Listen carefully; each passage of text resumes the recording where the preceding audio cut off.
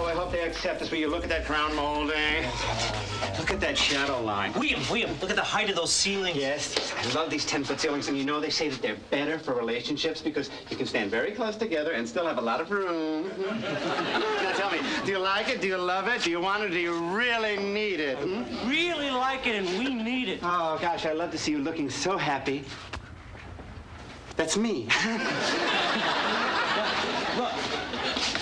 Now, I hear that this co-op review board is supposed to be very tough. Yes, I know. Gosh, I just hate being judged. I always say the wrong thing. It reminds me of that time I was in my 4th grade class. I had to make a speech in front of Mrs. Sachs and all of them. Well, Jimmy Marlette was blowing spit wads at me, looking at me with those beautiful blue eyes. Lisa Pepper had on this red-dotted Swiss dress. I'm sorry, you know how my memory is for detail. William, you're doing it now. Oh, yes, I know. I can't help myself. I just rattle on and on and on and on, and I hate it. I hate it. I hate it. All right, let's have a signal. Okay. All right.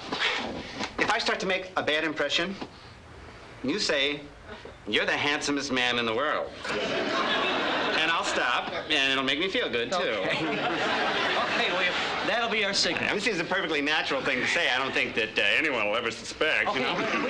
William, come on. Now, let's just relax, okay?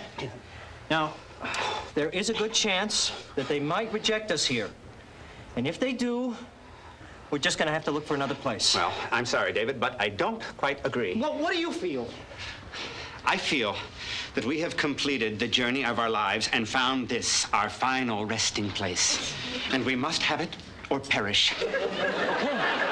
But there might be a chance that they'll be prejudiced against gay couples. Well, why should they assume that we're gay? I mean, is that the only reason that 2 men in their 30s with our mannerisms would happen to live together?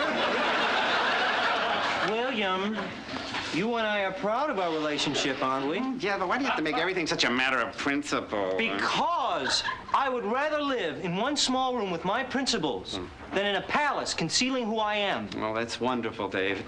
I love you for it, and you must come visit me in the palace. Please, can't the board reconsider? All right, look, I've only had the dog for 11 years. I could drop him off in Pennsylvania tonight. He'll never find his way back. I'm sorry. Mr. McDowell, Mr. Manchester, please come in. Bribe? Just be yourself. Hello, gentlemen.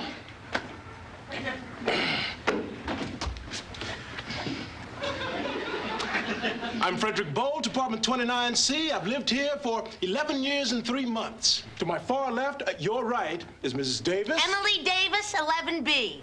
Good to see you. You get it? I'm blind, but I said the word see. It's a joke of mine. I'm putting you at ease with my disability. I'm Miss Ann B. Cooper, penthouse. I was the very first tenant to buy into this building when it went co-op 22 years ago. I take very seriously my job of who we let into this building. And so do my cats. I'd like to introduce them to you because it would be unspeakably rude not to.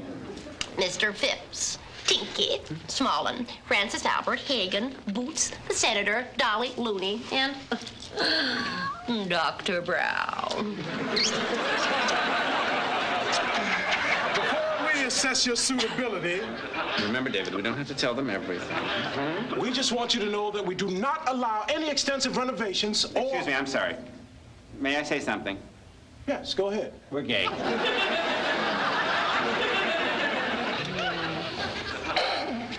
Tinky thought that you were. And Francis Albert, who's normally such a little Tom, he was avoiding you. Well, William and I we have been a very stable and happy and quite ordinary couple for 9 years, and together we raised my wonderful daughter, Francesca. That's terrific. I appreciate your openness. I vote against accepting their application. And ladies, I urge you to do the same. Though blind, I sense your disappointment. That's uncanny, Emily. They are disappointed. I'm afraid I'm going to have to go along with Mr. Bolt. You see, we don't want the building population to be too white, too ethnic, too homosexual, or too heterosexual, for that matter. And I like you two. We're just a little heavy on gay families right now. Wait, one moment, please. You just can't label us and throw us away. Do you have a quota on good neighbors? That's important, because that's what we'd be. We'd be the people who hold the elevator for you when you have packages in your hand, who pick up the mail for you when you're away, who, even when they have troubles of their own, manage to make cheery small talk in the laundry room. Can you put a quota on that? I'm from the great Middle West, where at night we leave our doors open, along with our hearts and our minds. Well, you sure made me glad I'm going home with you. I'm going to trust my instincts on this one.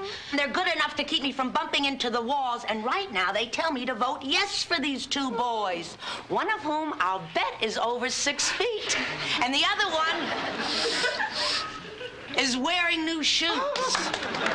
Wow, you did it again. I'm smiling very broadly at you right now. Yes, thank you. I know. And you can sit down. Thank you, dear. Okay, so far that's 1 vote for and 1 against. Oh, goody. My vote gets to decide? Yes? Oh, goody. I do so like playing the power broker. 2 lives in my hands. What to do? What to do? I'd like to know a little bit more. How much did you say you make, Mr. McDowell? We put our combined income on the applications. Well, I want to separate it. Well, it's $100,000 a year. And you, Mr. Manchester? $37,000 a year. So he makes 3 times more than you? No. William. No, I'm sorry, but that's just not so. It's not 3, it's actually 2.7. So people just say 3. I hate when people round their numbers up. I mean, oh gosh, I know it's easier. William, you're the handsomest man in the world. Well, thank you, David, but I'm talking right now. I don't mean to be putting you down, but I think that it is rude and inconsiderate for total strangers to be meddling about on our salaries and whatnot just because we happen to have found the apartment we want. Now,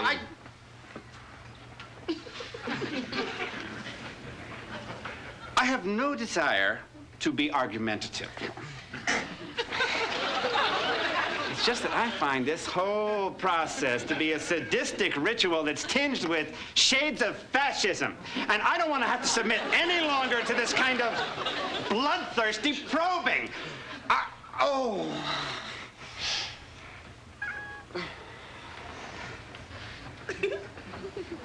Be yourself wasn't the best advice you ever gave me.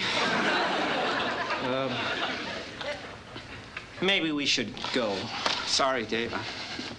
It's all right. Thank you for considering us. Thank you for your time. I'm sorry.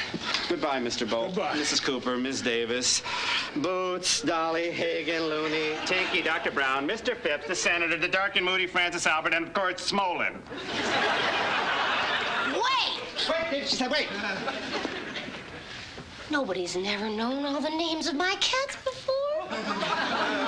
You do that again. Well, I don't see how anyone could ever have any trouble remembering Smolin or Mr. Phipps or Francis Albert or Tinky or Looney or Boots or the Senator or Dolly. Well, hi, neighbor.